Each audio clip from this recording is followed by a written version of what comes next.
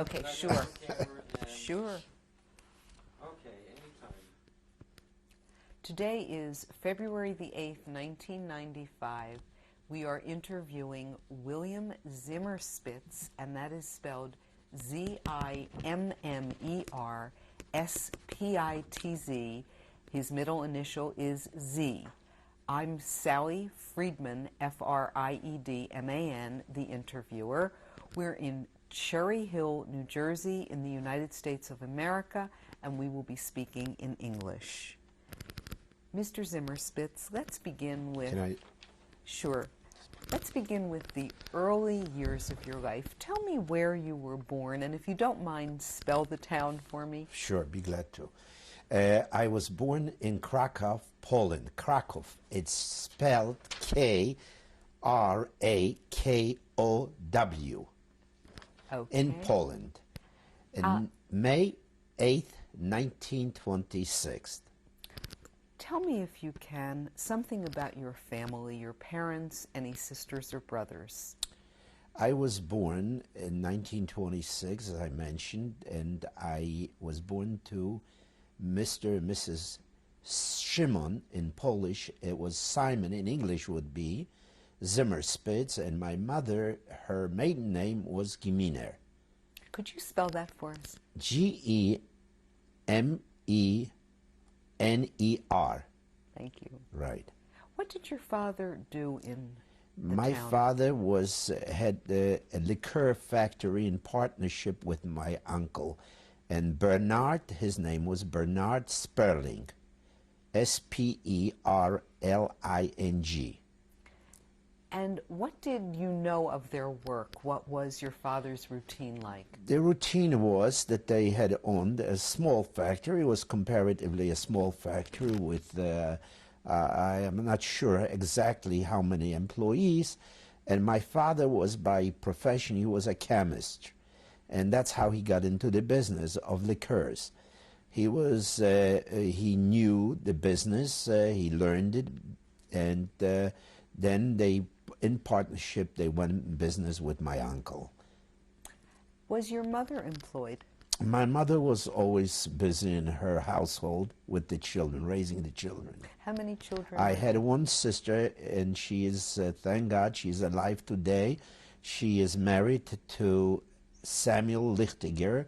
Her maiden name was Zimmerspitz, of course, and she's married to Samuel Lichtiger. And what is her first name? Her first name is, I call her Lucy, but here they call her Leah. Leah. Okay, thank you. Now, you spoke of a home which sounds very traditional, in which your father went out to work, your mother stayed home. What was your town like in terms of Jewish life? Yeah, I was born, as I mentioned, in Krakow. Krakow had a population of 600,000 inhabitants. Out of this 600,000 inhabitants, there were 10% of them were Jewish, about 60,000, I would approximately. They were in all kinds of professions and trades.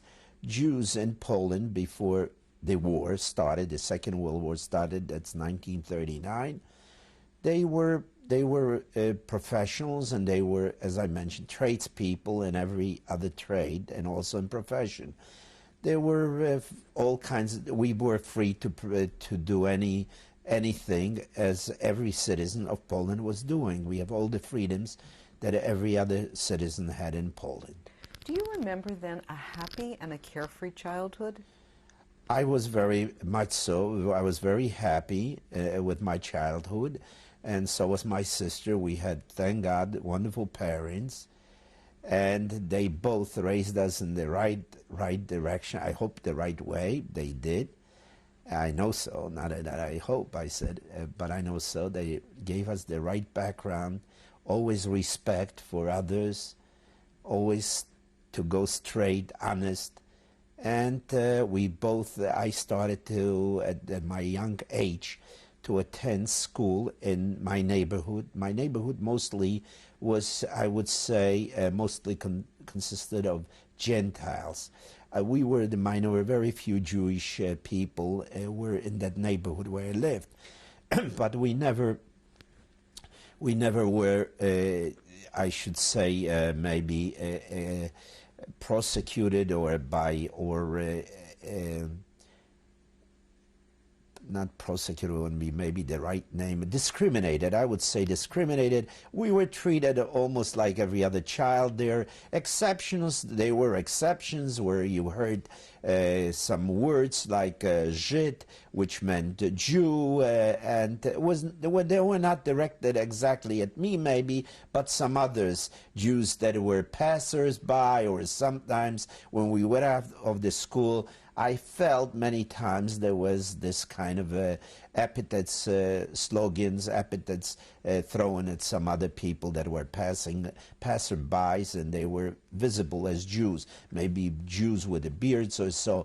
I was very angry at that, and I always tried to explain to my friends that these were people like you and me, and because they were beards or they looked differently, they shouldn't be discriminated against or used any kind of epithets at them. Did your parents try to warn you and your sister when you were young children about dangers, or were you told that you were fairly safe living in your town? I was almost very safe. There was no danger of any kind at that time, except for skirmishes we had as kids. We fight sometimes as kids, and this was a common occurrence, of course, in the school and so on, but nothing of any consequences. When did life begin to change for your family, and how?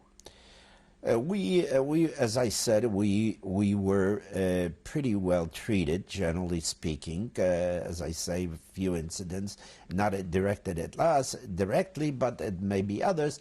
But we went to school freely, and I attended school. My sister did so too. First, I went to a public school, which was maybe a majority.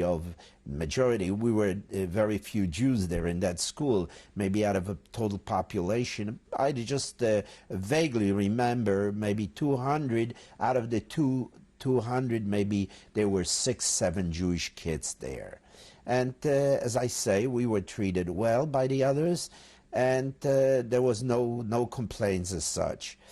Then, of course, in my later grades, and that was from the sixth grade public school, I was transferred out on the request of my parents, to a Jewish day school.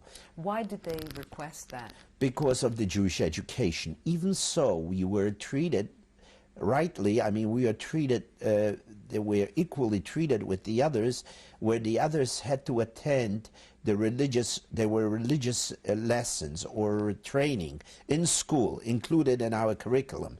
We were sent out on that. We were excused for the Christian classes, religious classes, and we had our own classes. But it was not evident, it was not enough for my parents, who were very much as traditional Jews, and they wanted us, that's my sister and me, to be very knowledgeable with the Jewish history and subjects, and you couldn't get that in the public school. You had, for that reason, we had to be transferred out of there and go into a regular day school. That is secular and Hebrew subjects. We had first secular subjects.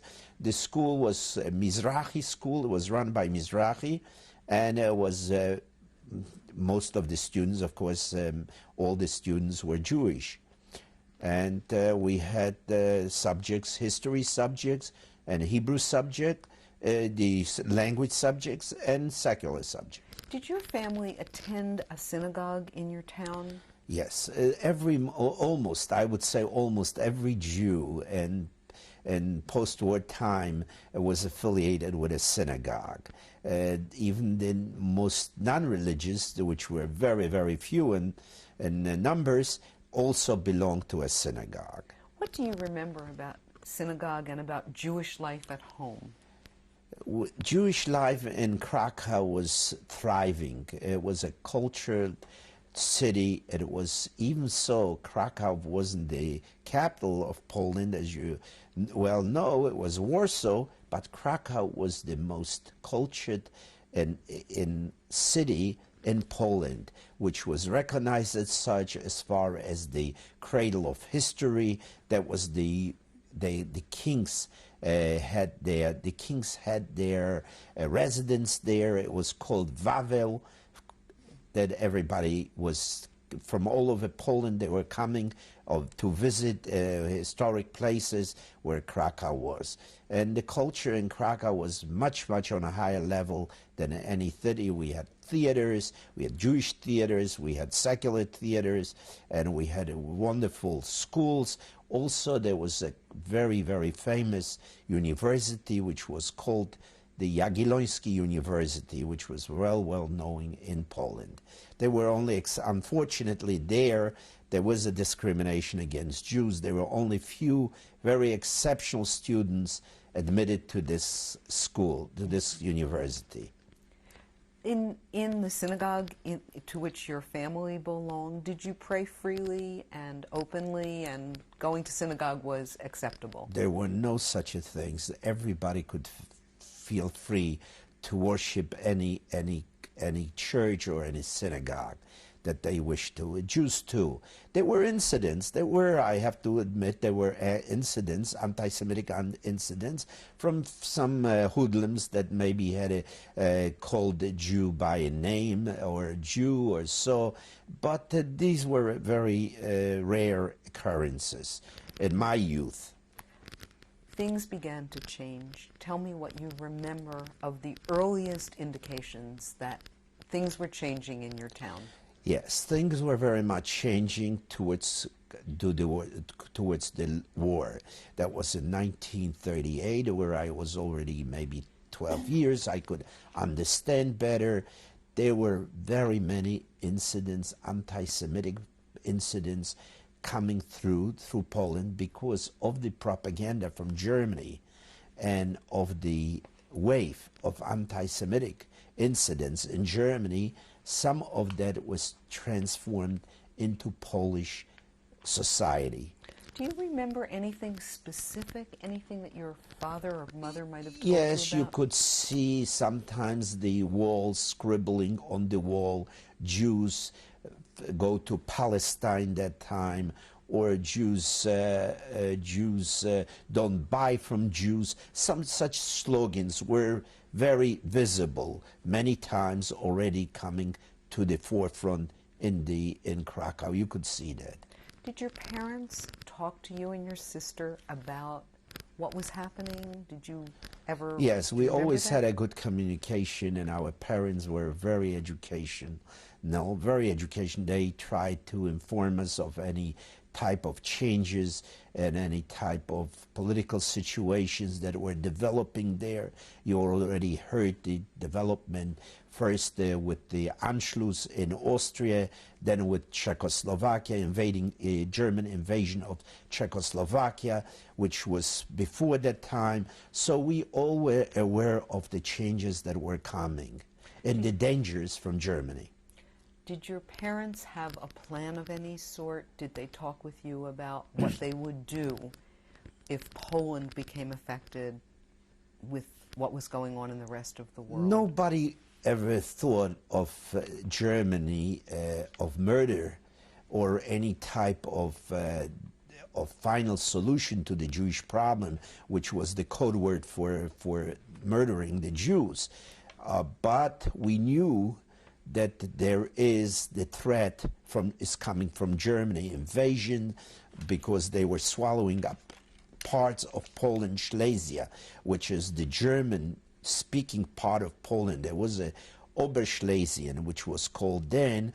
There were German-speaking Poles, and they were the first one to identify with Germany. With Germany, they declared themselves as German citizens. Even so, beforehand, they were Poles, considered as Poles. All of a sudden, they saw the Germany coming to very great power and invading those countries, and there was no movement of stopping them. So they were very proud of their the accomplishments, what I meant, invasion of those countries, and they were very proud as Germans, and they identify with the German nation. Now, we were talking around the time 1938, 1939. Did anything dramatic happen within your family at that time? Not anything special, except that we were fearful, of course, of a war with Germany. There were already movements in the Polish government to take certain precautions. The army started a little bit recruiting the reserves. They starting to recall the reserves, and that was 1939. And they did that. Also, they were preparing some very vaguely that I can remember. They were preparing that there could be an invasion from Germany of Poland. So they were preparing a little bit. That was 1939. In September 1st of 39, Germany invaded Poland in a blitzkrieg, which was was done, first of all, with very great, powerful army, which Poland was not prepared for to defend itself. And it didn't take too long that the army collapsed. My father, he was a Podofficer, that was, I would say, a non-commissioned officer. Mm-hmm. That would be the word in English. He was a non-commissioned officer. When the war broke out, September the 1st, he was called into active duty. And of course, one day we noticed that there was a car for him from the command, from the headquarters of the. But they called him before I don't know whether it was a general, whoever it was, the official of the army that time in Krakow, have called in my father by telephone and told him to be ready within few hours, because there will be a car, army car, to pick him up to the headquarters. We were shocked at the time, of course. We didn't know that my father immediately would be called in. What was your father's reaction? Do you remember? My father's reaction was very sad. He was very sad, depressed. First of all, we knew that the Germans were advancing, or we heard that the Germans were advancing certain places. And we knew, so my father was very, very sad and angry at the disorganized army that the Polish officers did not plan for this kind of a situation. They were not ready for this call. In the last moment, it's September the 1st, here are the bombing of Krakow, and here are the calling my father into the active duty. Your father then left the family? My father was told, of course, we were that time we were very sad day for us. There was a lot of crying, my mother, myself, my sister.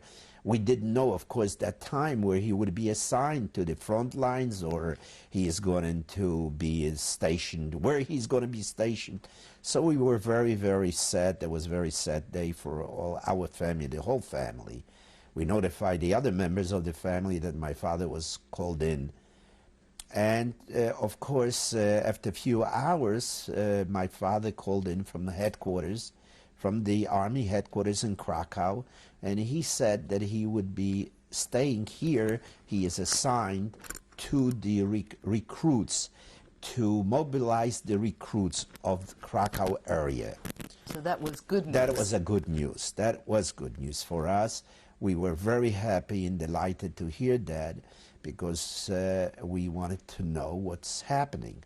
And he would be, as far as telephone, and always informing us what are the Germans doing, how far they advancing.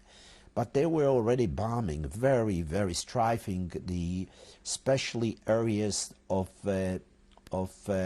army concerns, or army depots and so on. They were in Krakow. They're bombing those sites. And there was a lot of people were disorganized. People started to run, didn't know how to run, what to run. It was very disorganized. It didn't take only a few days, and maybe, I don't know, 3-4 days, if I can remember correctly, the whole army collapsed. The Polish army collapsed, and the Germans walked into Krakow and other parts of Poland, and the war was over. Let's just go back to that particular period. Do you have memories of the day that the army collapsed and the Germans arrived? I do have vague recollections of that, because I found that as I recollect, my father came back in the civilian uniform, and he said that he told us that all the officers, non-commissioned officers who were at the headquarters, all were ordered to civilian clothes, to change in civilian clothes and disappear into the population, because the Germans were already there in Krakow. And that was a very sad day, of course, but we were glad to see our father back, but it was a very sad day for us as Polish citizens of Jewish religion. Were you aware at that point that being Jewish meant danger? No. We thought, of course, we were very aware what the Germans were able to do, that we heard already rumors that they were shooting people if they found a German soldier harmed or shot. They were taking people out of houses and at random shooting them for the murder of a German soldier. So there was a great deal of fear in everybody's, not only Jews, but also the general population of Krakow. Daily life must have changed a lot. Completely. The first days were tragic because, number one, the Germans had in back of them, they came the Gestapo with the Schutzpolizei, and with the Sonderkommando. What these people were specialized in deportation and jailing of people. First of all, they seeked out the intellectuals, Polish intellectuals, and Jews alike, the Gentiles, whether they were in public offices, they held public offices before. Also, the people that were teachers, professors in colleges and schools, they are the first ones. Also, the political prisoners they took, like would say high-ranking political officials in the government of Poland who were there. They were all disappearing. At night, they came for them. They disappeared. We did not know what's happening to them. At this stage, was your father continuing to go to work? No, there was nothing. There was still, the war was on yet, and in very separate places. There were very few. We heard still the machine guns going on in some places, but it was still very uncertain, and you saw the Polizei, that was the German Schutzpolizei, on the streets. They were telling people, stay homes, don't go out on the streets, because they were mopping up the army. There were still few resistance places where they put up a resistance. Individuals, nothing organized by the army. There were still Polish resistance and trying to defend certain places, but to no avail. The Germans immediately squashed it with their terror, with their murder, and so on. You were about 13 Correct. At this time. Correct. What was happening in your own family? Were people in the family now rallying? Your uncle, for example? We had a very close-knit family. We're a very, very close-knit family. We were in touch with them daily. Even so, the communication were very poor, but somehow we managed to let them know what we're doing and what they're doing. I had two sets. One of my grandfathers passed away. before the war, but we had a grandmother with set of grandparents from my mother's side. That is my grandfather and grandmother, and one grandmother from my father's side. Also in Krakow? In Krakow. They all lived, the whole family lived for 2 generations in Krakow, Poland. Now, as the adults began to discuss this, was there for you a sense of panic? Do you recall what you felt like as a child? It was panic, no question about it. There was panic and everywhere. You could see it on the streets, you could see it on the faces of the people, your neighbors, your friends. There was panic because we knew that the Germans are not the finest people, that they will be satisfied with occupation only, or so they will try to eliminate certain people, especially, as I mentioned to you, the intelligentsia, which was the first targeted by the German Gestapo, Schutzpolizei, and Sonderkommandos, which were specially trained to murder people that were against the Germans or German occupation or Polish patriots and so on. Did your parents know people who disappeared during that period? We had many friends that were disappearing overnight or during the day. The Gestapo would come with cars, with the army jeeps, and they would just take him and blindfolded some of them so that they didn't know where they were going, and they all disappeared. Of course, after a while, the rumors came through that these people were cold-blooded shot in different places. Outside Krakow, some of them were taken into prisons where they were at random shot. Were your Christian neighbors in touch with you at any time during this period? We were very close to our Christian neighbors. We had a good relationship with them, and they were very close.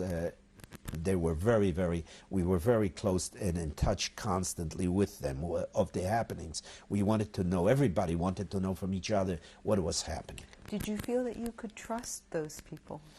Yes, we did trust them. I grew up with them, and we knew that we could trust them. And at this particular moment in time, what did your family decide to do, or were the decisions made for them? The decisions unfolded as we went forward. As I said to you, the first thing, of course, not after a while, the invasion of Poland, we had directives from the governor then, Frank, who was the Nazi governor of Poland.